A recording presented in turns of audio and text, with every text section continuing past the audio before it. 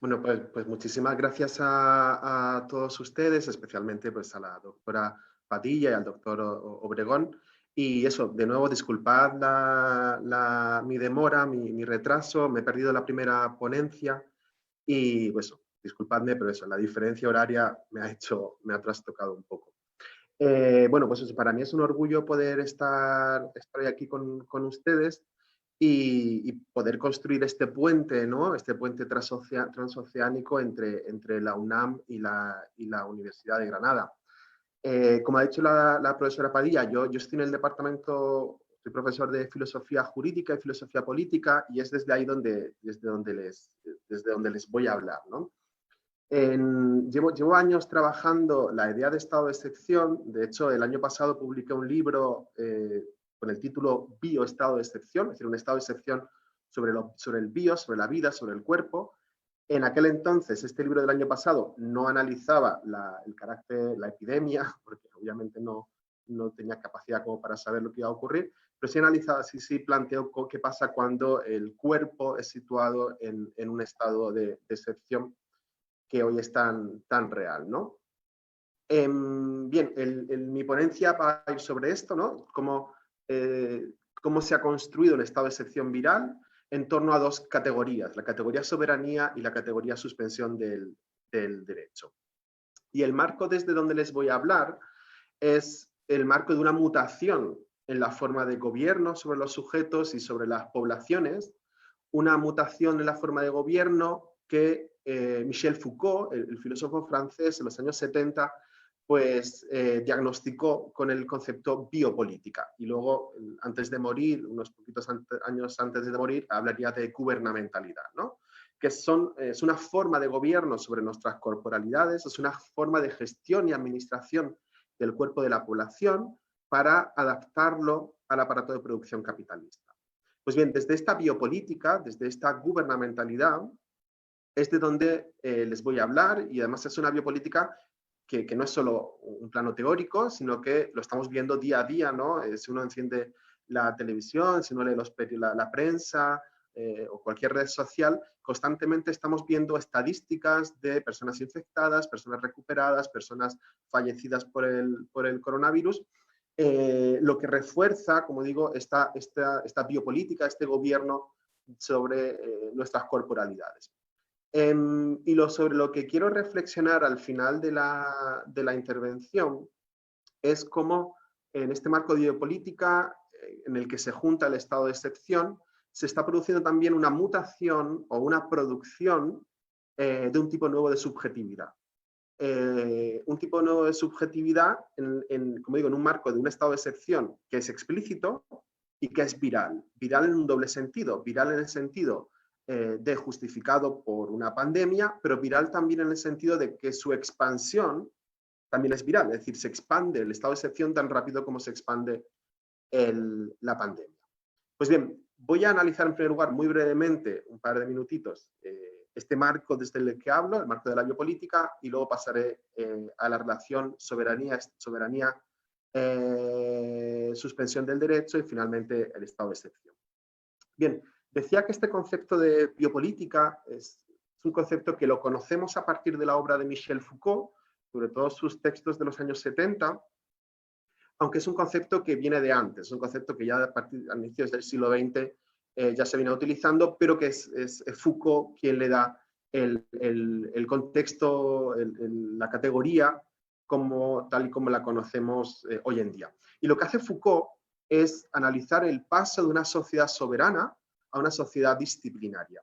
En la sociedad soberana, el soberano lo que hace morir y deja vivir. Es decir, por ejemplo, en el texto de Foucault, Vigilar y castigar, que es un texto sobre el surgimiento de la prisión, Foucault plantea al inicio cómo el soberano decide la muerte de un sujeto, Demians, porque había cometido un parricidio, y a quien no es Demians lo deja vivir. Por lo tanto, en la sociedad soberana premoderna, el soberano hace morir y deja vivir. Foucault plantea cómo hay una mutación de esta sociedad soberana a una sociedad disciplinaria, donde el soberano ya no hace morir y deja vivir, sino que hace vivir y deja morir. Es decir, construye la norma sobre la vida y aquellos que no se ajustan a la norma sobre la vida los deja morir. ¿no? A partir de una serie de dispositivos y tecnologías disciplinarias, de normalización y de seguridad. Pues bien, en esta sociedad disciplinaria que va a surgir a partir de, sobre todo, finales del siglo XVIII y siglo XIX aquí en Europa, esta sociedad disciplinaria es una sociedad basada en la inmunidad. Y lo estamos viendo hoy, ¿no? ¿Qué vidas estamos dispuestos a salvar y cuáles a abandonar, ¿no? A situar en bando? Pero también esta sociedad disciplinaria inmunitaria nos va a cuestionar el propio concepto de vida que tenemos, ¿no? Y esto, sobre todo, desde el momento en que la epidemia se convierte en pandemia, y esto también hay que plantear cómo se construye el relato de la pandemia desde una perspectiva decolonial, se ve bien cómo la pandemia del coronavirus, del COVID-19, se plantea a partir de que llega a Europa. Es decir, es de nuevo el norte céntrico colonial el que determina el surgimiento de la pandemia, ¿no? Puede haber otras epidemias en sures globales que no serán consideradas pandemias porque no han sido construido su relato a partir del eurocentrismo, ¿no? Esto era simplemente un paréntesis. Como decía, a partir de que deviene pandemia o se globaliza la epidemia, pareciera que no hubiese otro tipo de epidemias, ¿no? Parece que solo hay coronavirus y no hay dengue, no hay cáncer, no hay personas en búsqueda de refugio, no hay personas que mueren en el mar Mediterráneo, no hay feminicidios, ¿no? Todo es coronavirus. Porque en el fondo la estrategia es separar lo valioso de aquello que es prescindible, de aquello que es eliminable. Bien, este es, como digo, el marco biopolítico desde el que reflexiono, ¿no? Y desde este marco biopolítico, ¿qué relación hay entre soberanía, biopolítica, gubernamentalidad y suspensión del derecho, que es el subtítulo de esta ponencia? Bien, si recuerdan la frase tan conocida, ¿no?, de Margaret Thatcher, cuando en el año 1981, en el Sunday Times, en el periódico británico, planteó, podríamos decir, el eje vertebrador del neoliberalismo, ¿no? Cuando Margaret Thatcher, la primera ministra británica, decía hay que cambiar el enfoque, la economía es el método, el objeto es cambiar el alma, ¿no? Es decir, esto es lo que se llama el inicio de la contrarrevolución, ¿no? O la revolución conservadora, Margaret Thatcher, Ronald Reagan en Estados Unidos y todos los golpes de Estado en Latinoamérica, ¿no?, de los años 70 y 80.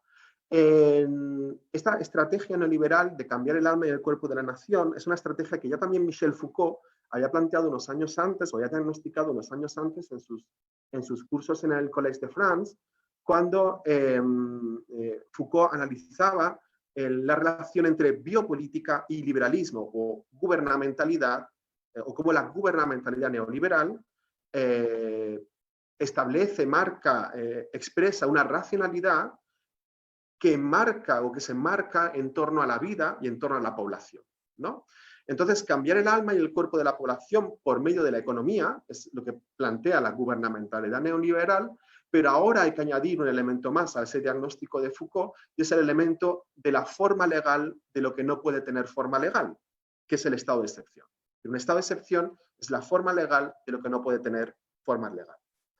Pues bien, otro autor, lector de Foucault, Giorgio Agamben, hace 25 años publicaba un texto, Homo Sacer, el poder soberano y la nuda vida, en el que profundizaba en la contemporaneidad del estado de excepción, ¿no? En este volumen de Homo Sacer, Giorgio Agamben anticipó cómo el estado de excepción funciona al modo de un dispositivo por el que el poder soberano captura la vida a partir de la suspensión.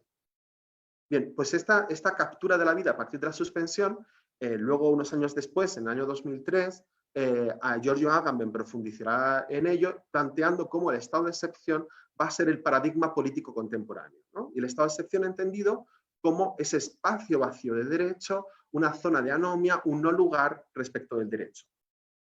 Bien, pues entonces nos encontramos como digo, en un marco en el que tenemos por un lado biopolítica, por otro lado estado de excepción, y en medio tenemos soberanía, ¿no? La vieja forma soberana, ¿no? La vieja sociedad soberana, como diría Foucault. Y bien, nos encontramos en un periodo histórico, post 11 de septiembre de 2001, después del atentado de las Torres Gemelas, en el que la vieja soberanía y la nueva gubernamentalidad se van a unir, ¿no? Margaret Thatcher como elemento clave, Pero también a mí me gusta cuando planteo esta intersección entre vieja soberanía y nueva gubernamentalidad, plantearlo a partir de dos declaraciones del que fuera secretario de Defensa de los Estados Unidos durante el gobierno de George Bush hijo, Donald Rumsfeld, y del que fuera ministro de Justicia del gobierno español hasta 2012-2013, Alberto Ruiz Gallardón. El secretario de Defensa de los Estados Unidos, ante las preguntas de los periodistas sobre Guantánamo, él decía explícitamente: no soy abogado, no me ocupo de aspectos legales. Esa es la vieja soberanía. Es decir, ese es el despliegue de la vieja soberanía. No soy abogado, no me ocupo de aspectos legales, ¿no?, en relación a Guantánamo. Y en cambio, Alberto Ruiz Gallardón, en una entrevista que le hicieron en 2012, en relación a los recortes presupuestarios que había hecho el gobierno de aquel entonces, de Mariano Rajoy, en relación a la sanidad, recortes que estamos padeciendo hoy en día con todas las muertes por el COVID-19 en España, él decía, justificado estos recortes sanitarios, con una frase muy paradigmática. Decía: gobernar a veces es repartir dolor. Gobernar a veces es repartir dolor, ¿no? La nueva forma de gubernamentalidad, sobre los cuerpos, sobre las vidas, sobre el cálculo de la vida. Pues bien, ambas formas de poder, soberanía representada en la suspensión de la ley por parte del secretario de Defensa de Estados Unidos y la nueva forma de gubernamentalidad dolorosa por parte del ministro de Justicia del Estado español, coexisten. No son dos momentos históricos distintos, sino que van a coexistir.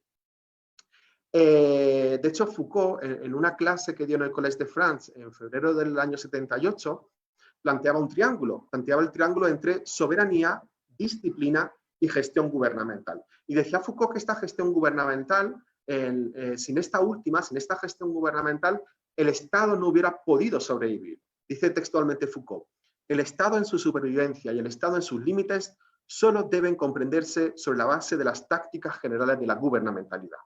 Fin de la cita, ¿no? Es decir, que esta gestión gubernamental que se ejerce sobre las poblaciones se va a ejercer de forma difusa, porque ya no hay un soberano único, un único sujeto como el Leviatán hobbesiano, sino que hay un soberano difuso que va a ordenar los sujetos, los va a producir y los va a reproducir, como luego veremos al final.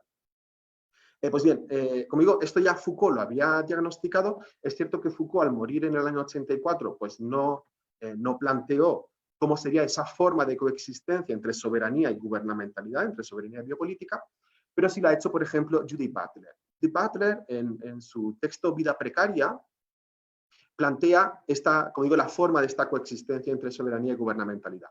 Y cito dos líneas del texto de Butler. Dice: la soberanía se reintroduce por el mismo acto en que el Estado suspende la ley o la distorsiona para su propio beneficio, ¿no? Esto plantea Butler, ¿no? Plantea cómo tenemos un ejercicio inédito de la soberanía. Ya no está dentro de la ley, sino que la soberanía ahora está fuera de la ley, ¿no? Estamos ante un resurgimiento de la soberanía, de esa vieja soberanía, pero ahora con un fantasma en el interior de la biopolítica, en el interior de la gubernamentalidad.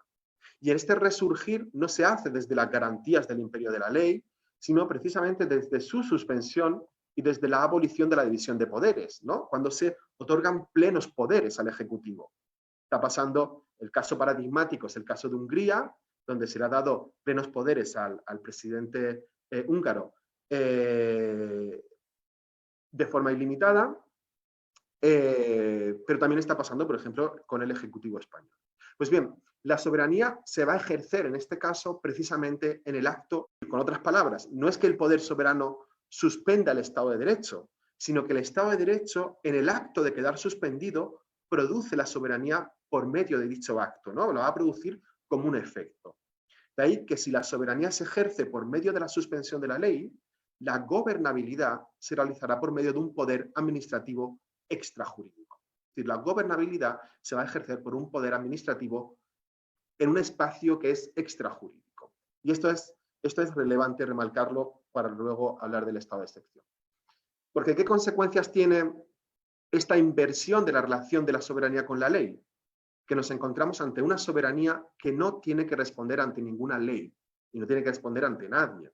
¿no? En cierto modo, el Estado produce una ley que no es una ley, una corte que no es una corte, un proceso que no es un proceso, ¿no? Se trata, por tanto, de un poder extralegal, un poder sin ley.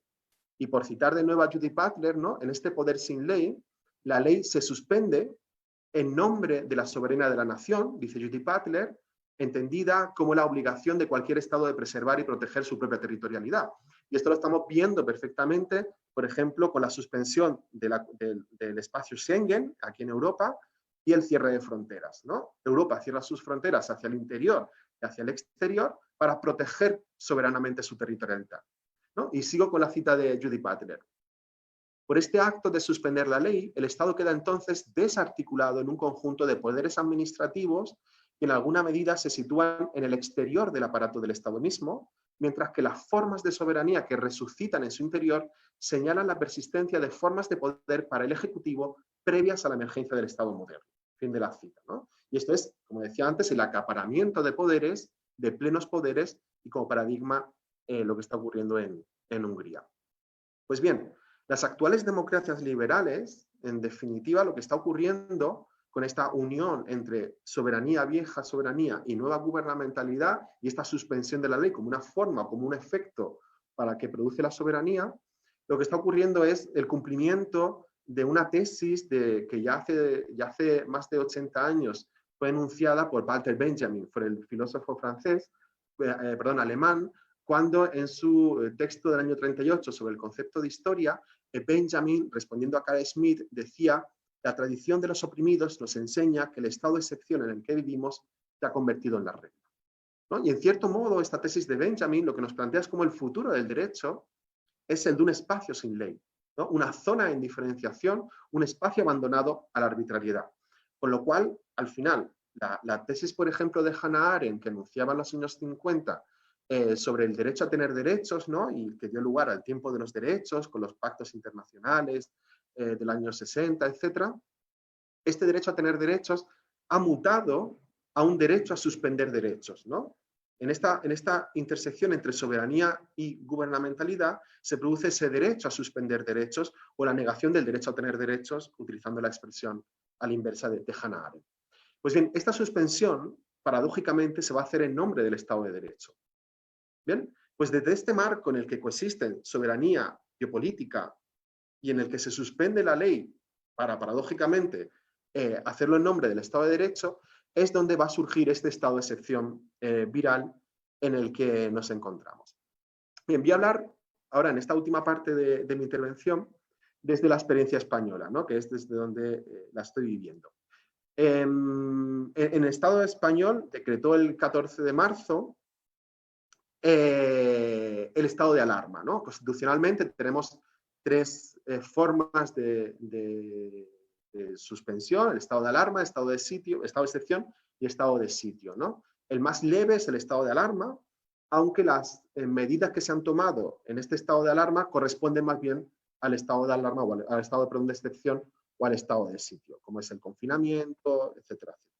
Pues bien, desde este 14 de marzo, desde hace ya un mes que estamos confinados en España, está habiendo una serie de declaraciones, una serie de discursos bastante preocupantes que justifican estas medidas duras que suponen la suspensión de la democracia. Por ejemplo, en Andalucía, donde yo resido, en la comunidad autónoma andaluza, la semana pasada se aprobó un paquete, se aprobó una modificación, el Ejecutivo, no el Poder Legislativo, sino el Poder Ejecutivo, aprobó una modificación de más de 20 leyes que atentan gravemente contra el ecosistema y contra el medio ambiente. Y se hizo sin debate parlamentario, ¿no? Es decir, se suspende la democracia.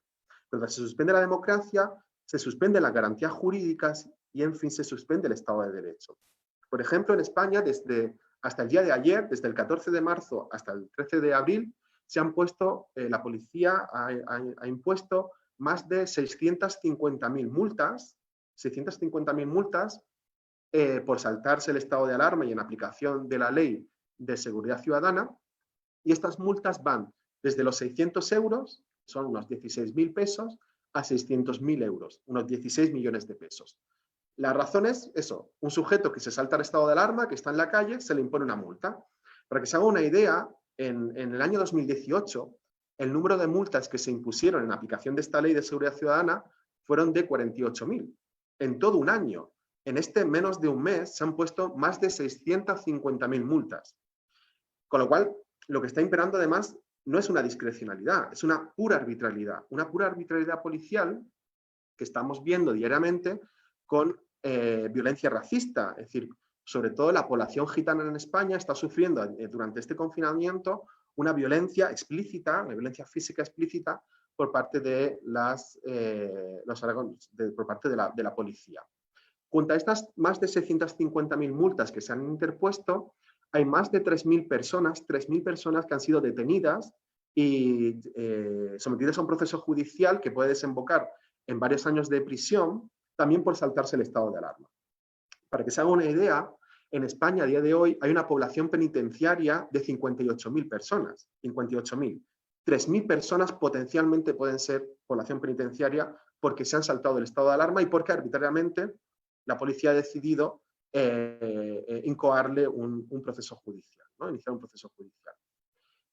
Además, por ejemplo, también estas multas también se están imponiendo a profesionales de la salud por compartir información sobre el virus por redes sociales o por WhatsApp. Multas que ascienden a 3.000 euros a profesionales de la salud por compartir información, como digo, sobre el virus. Lo que nos muestra es que el encierro, este confinamiento, no es solo físico, sino que también es virtual.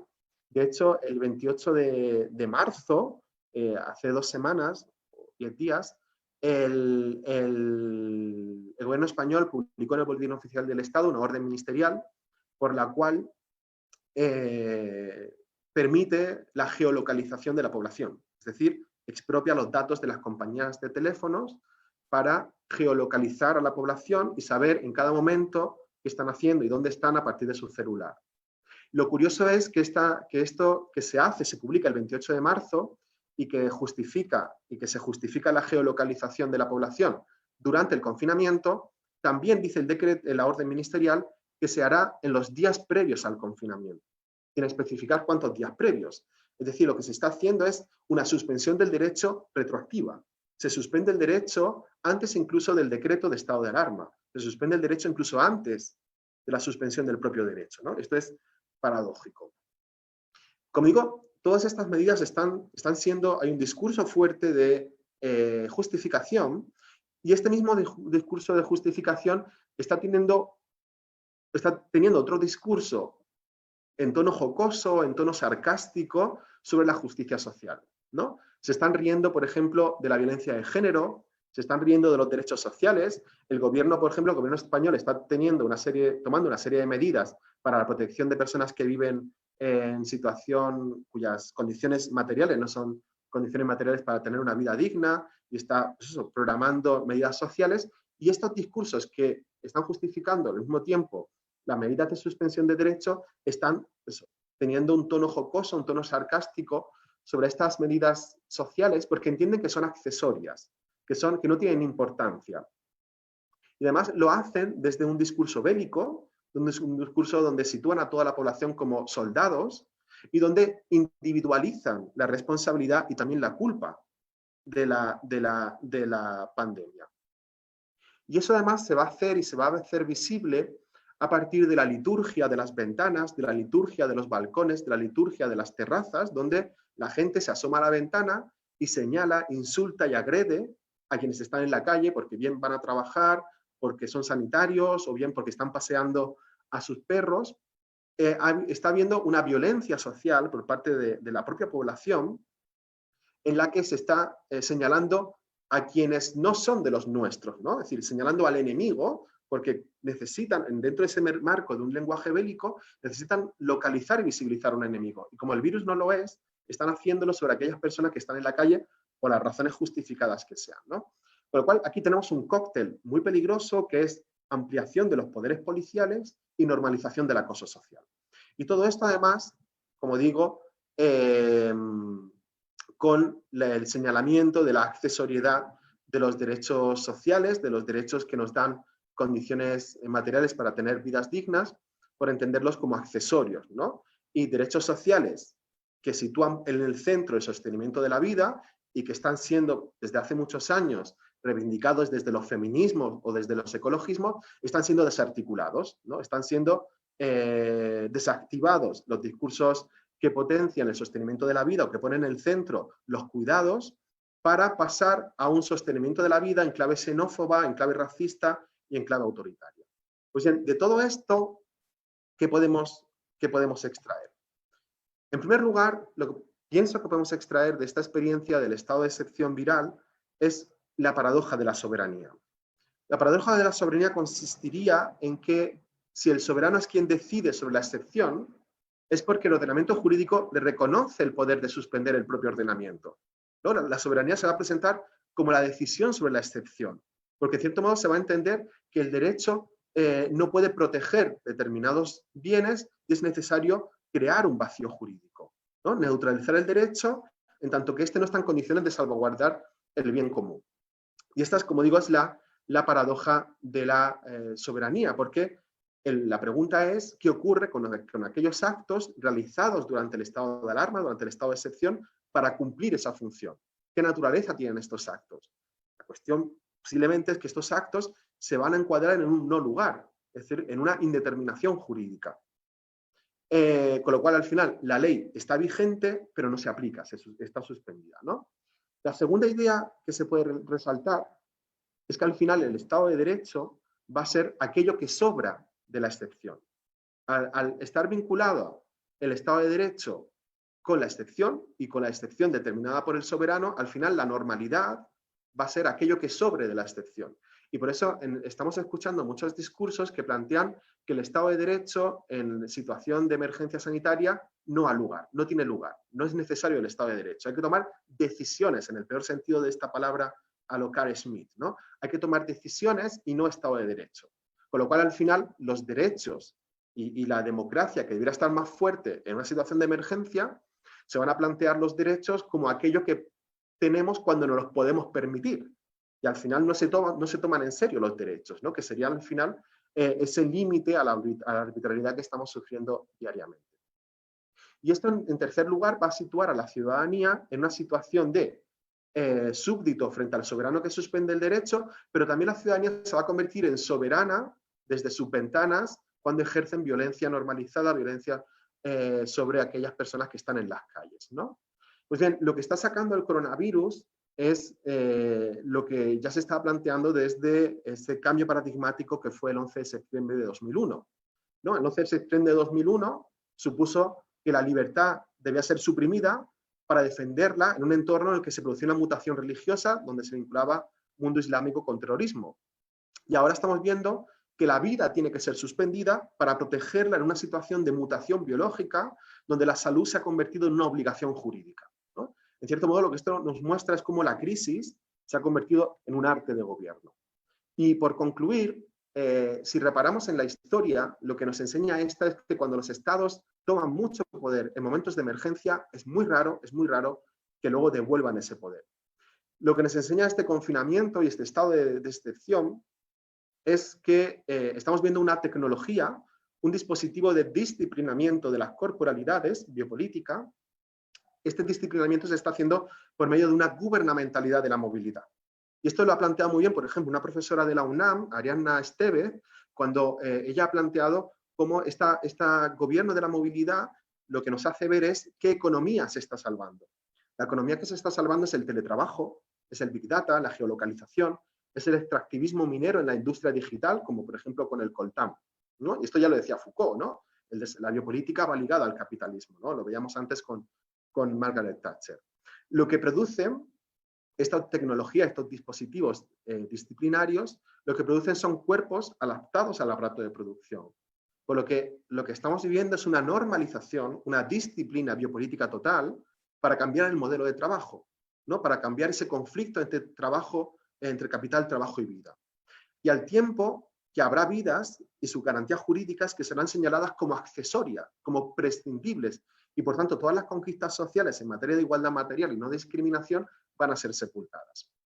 En fin, por terminar, lo que se está planteando, por lo menos esa es mi visión, es que se está haciendo explícito, como decía antes, ese derecho a suspender derechos, ¿no? Ese fin del tiempo de los derechos y del derecho a tener derechos, y el inicio del tiempo de la suspensión del derecho o del derecho a suspender derechos, dentro de una lógica de exclusión inmunitaria, como decía al principio, de la exclusión del derecho normal y la inclusión en la excepción, que es la lógica jurídico-política de la excepcionalidad como categoría fundamental del derecho.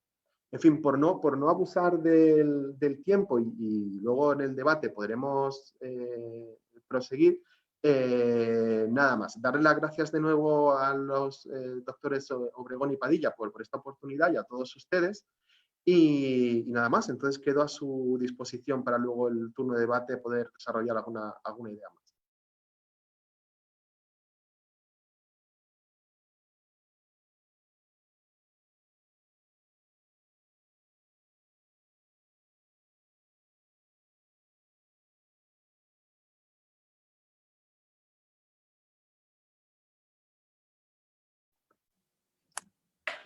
Excelente. Sí, ya estamos. Perdón, es que estaban los micrófonos cerrados. Daniel, te agradecemos infinitamente, Daniel, tu participación, definitivamente muy enriquecedor lo que nos estás mostrando, lo que está sucediendo en España a través de la metodología, específicamente de Michel Foucault, en donde, como tú bien lo dices, el estado de excepción se ha convertido en la regla, ¿no? Actualizando la tesis de Walter Benjamin. Y bueno, pues en ese sentido, esa parte que tú nos indicas de que el 14 de marzo de este año se declaró en España el estado de alarma a través de un confinamiento, ese seguimiento de la geolocalización hacia la población para efecto de determinar qué están haciendo desde una perspectiva de redes sociales, qué pueden hacer, qué no pueden hacer, las multas tan excesivas que les están imponiendo, 3,000 euros por compartir información sobre el virus. Híjole, la verdad sí me parece que a través, como tú dices, ¿no? Desde la paradoja de la soberanía, ¿no? Desde un discurso de soberanía se está justificando un estado de excepción. ¿A partir de qué? De una mutación, está trayendo como consecuencia una mutación de la forma de gobierno entre las categorías Foucaultianas de biopolítica y gubernamentalidad allá en España. Eso aquí en México, mi querido Daniel, quiero que sepas que todavía no llegamos a eso. De hecho, el subsecretario de Salud, el doctor Gatell, ha indicado que la suspensión de derechos hasta ahorita no es la opción. Sin embargo, tampoco hemos llegado a tantos niveles de contagio ni de muertos como lo han llegado en España. Pero bueno, dejémoslo en la discusión. Mi querido Daniel, te agradecemos infinitamente que desde España nos hayas acompañado en este Congreso Internacional de Acciones Legales después del COVID-19. A continuación vamos a darle paso a la doctora Elba Jiménez Solares. Elba, ¿te encuentras en línea? Elba, ¿te encuentras en línea? Sí, estoy en línea. Sí. Ok, amiga, qué bueno, qué gusto verte. Mi micrófono, mucho gusto. Saludos a todos, muchas gracias. No, hombre, gracias a ti. Bueno, la doctora Elba Jiménez Solares, también mexicana, la ponencia que nos va a presentar es la importancia de las políticas públicas para la protección y defensa de los derechos humanos. Voy a leer un poquito de tu CBU, mi querida Elba. La doctora Elba Solares Jiménez es doctora en Derecho por la UNAM, laureada mejor tesis doctoral en Europa, especialista en Derechos Humanos y Derecho Internacional, y es profesora investigadora de la UNAM, profesora del posgrado en Derecho de la FES Acatlán. Mi querida Elba, adelante, son todos tuyos, tienes de 20 a 30 minutos, por favor.